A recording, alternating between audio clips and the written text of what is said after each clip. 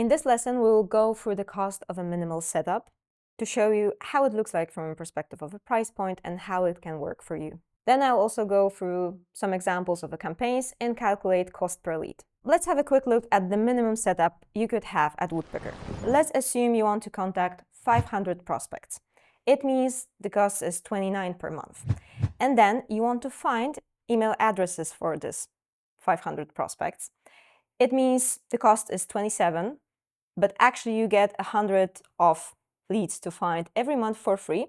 So the more accurate cost would be $21. We have prospects, we have the amount of contacts to use. Then we need mailboxes and domains, and you can actually get that from Woodpecker too. So let's quickly look at the prices. Let's assume a domain cost is $2 per month, which is of course billed annually, and then there is a charge for $4 per email account. Okay, so now when we just sum it up, you end up with a cost of $56 a month, and that allows you to reach out to 500 prospects. Okay, but then what about results? And in terms of your reply rate, that will vary. Depend on your industry, targeted group, on the country, on your copy, on many other things that are out there, including deliverability, that will affect your results. Let's assume for the purpose of this discussion that the average result would be around 3%. Okay, so let's assume this 3% reply rate, and let's do the math to see what results you can get from 500 prospects. So 500 times 3%, you get around 15 replies. And then our data shows that around 80% of our campaigns reach out 10 to 20% of positive reply rate. So if you look at it from this perspective, 15 replies actually ends up in more or less 2 leads for you. You remember the cost was $56, and we get 2 leads out of that. So if we do the math, it ends up that you pay $28 per lead. One important thing I mentioned is the definition of a lead. So lead is someone that positively replied to your value proposition, the person that said yes to the offer that you have out there. And when you think about it from that perspective, that's crazy how well targeted and narrowed down cold emailing can be. Try to compare it with ads. It's very difficult to say ads are as well targeted as cold emailing, because here you get direct declaration that someone is interested in your offer, not just clicked or viewed what you have sent. Now, if you follow my course, I don't want you to be average.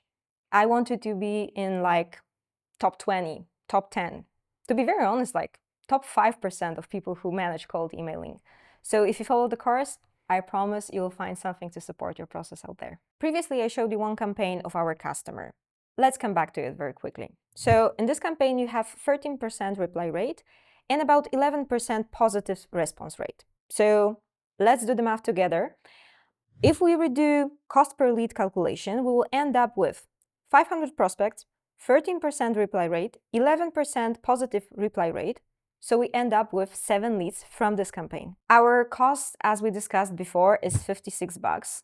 So again, if we calculate what is the price per lead, so we take this $56 and then divide by 7, we end up with a cost of $8 per lead. And of course, this price is something that you may pay for clicks or for thousands of impressions on some kind of channel you have.